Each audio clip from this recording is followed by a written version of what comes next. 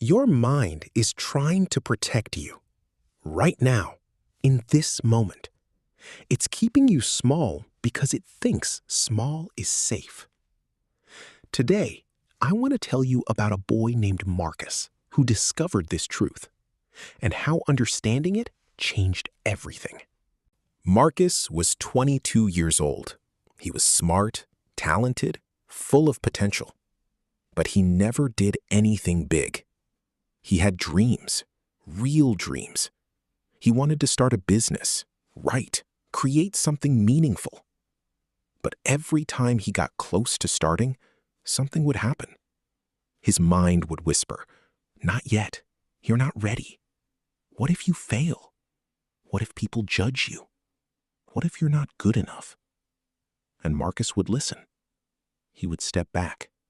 He would stay small. Days passed like this, full of thinking, but no action. Full of planning, but no beginning. Marcus would spend hours researching, hours imagining success, hours dreaming about the life he could have. But when it came time to act, he would freeze. His mind would create fears. The market is too competitive. I don't have enough experience. Maybe I should wait a few more years. Let me study more first. His friends would ask him, "Why don't you just start?" Marcus would say, "I will, just not now. I'm not ready yet." But ready never came. Months turned into a year turned into 2, and Marcus was still in the same place, smaller, quieter, more afraid. His dreams were still there, but they felt farther away now, like pictures behind glass. He could see them, but he couldn't touch them. Every morning he would wake up with the same feeling, the feeling of something missing, a life unlived, a potential unreached. And he didn't understand why. He didn't understand that his mind was protecting him, not from failure, but from pain, from judgment, from the risk of being seen. His friends loved him. They could see his talent. They could see his potential, and they couldn't understand why he wouldn't move. "Why don't you just start?" they would ask. And Marcus didn't have an answer, at least not one that made sense, because the truth was deeper than laziness. The truth was fear, but not fear of failure, fear of being alive, fear of being seen, fear of taking up space in the world. And his mind was trying to protect him from that fear by keeping him small. One day, Marcus met an old man at a coffee shop. His name was David. David was a retired entrepreneur, a quiet, wise person. They started talking. Marcus told him everything, his dreams, his fears, his endless waiting. David listened without interrupting. And then David asked a strange question. "Have you ever seen a bird in a cage?" David asked. Marcus looked confused. "Yes," Marcus said. "I guess so." David leaned forward. "Do you know the most interesting thing about a caged bird?" "What?" Marcus asked. David paused. "Even after the cage door is opened," he said slowly, "the bird doesn't fly out." "Why?" Marcus whispered. "Because," David said gently, "the bird's mind has learned to accept the cage. The cage is no longer just bars. It's become a truth, a reality, a safety." Marcus felt something shift inside him. He didn't understand yet, but he felt it. David pulled out a small stone from his pocket. He held it gently in his palm. "This stone," he said, has been in my pocket for 30 years. Why? Marcus asked. David looked at the stone. Because, he said, every time I was about to do something big, I would feel this stone, and I would remember something important. Marcus waited. David looked directly at him. My mind isn't my enemy, David said. It's my protector. It's trying to keep me small, David continued, because small feels safe. Your mind learned early that big dreams meant big risks, big failure, big pain. So it created walls, doubts, fears, not to stop you, but to keep you safe. David placed his weathered hand on Marcus's shoulder.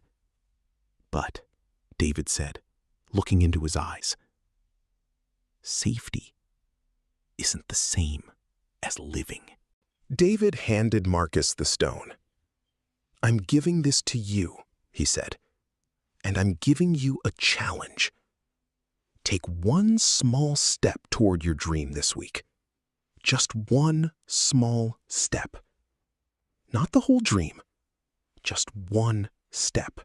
And when your mind tells you not yet, David said, hold this stone. Remember, your mind isn't stopping you, it's protecting you. But you can choose to move anyway.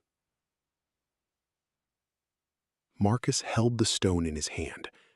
It was warm, real, solid. He felt a strange mix of fear and hope. That night, Marcus sat with the stone in his hand. His mind began its familiar whisper. You're not ready for this. You should learn more first. What if it doesn't work? But this time, Marcus understood something new. His mind wasn't lying to him. His mind was scared for him. His mind loved him. But his mind was also keeping him trapped.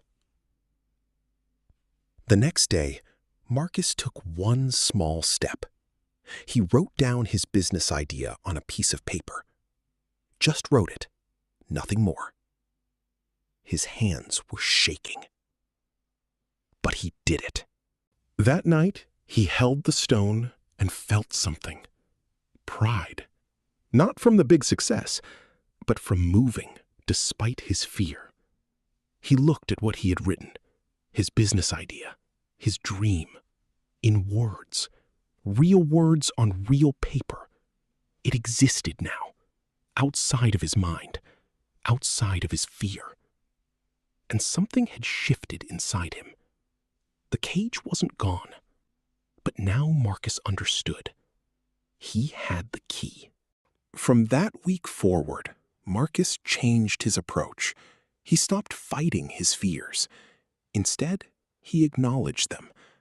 Yes, mind, I hear you. You're scared. That's okay. I'm scared too, but I'm going anyway. And something magical happened. When he stopped fighting his mind stopped fighting him so hard.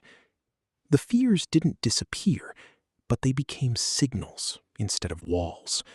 Signals that he was growing, that he was alive. Signals that he was breaking the cage, one small step at a time. One week, Marcus made a website. The next week, he told one friend about his idea. The next week, he had his first client. Not because the fear went away, but because Marcus finally understood the fear and moved anyway. He learned something profound. His mind wasn't his enemy. It was his teacher. His mind was keeping him small, not out of cruelty, but out of love.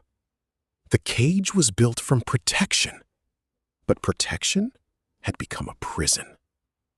And the moment Marcus moved despite his fear, the cage began to crack. The key had always been inside him. He just had to use it. Now listen, I'm not talking just about Marcus anymore. I'm talking about you. Right now, your mind is probably keeping you small. Not because it's cruel, but because it loves you. Your mind learned early that safety is better than risk, that small is better than big, that invisible is better than seen. So it built walls, doubts, fears, endless reasons why not yet. And you believe them. We all have. Your mind is not your enemy, but it's also not your master. Here's what I want you to do. Right now, think of one dream you've been keeping small. One thing your mind keeps telling you not yet about. Now, do this. Acknowledge the fear. Say it out loud. I'm scared. Then say, I'm doing it anyway. Take one tiny step today. Not the whole thing. Just one step. Because the cage your mind built is made of your agreement. The moment you move despite the fear, the cage begins to crack. Your mind isn't your enemy. It's your protector. It loves you so much that it's keeping you safe.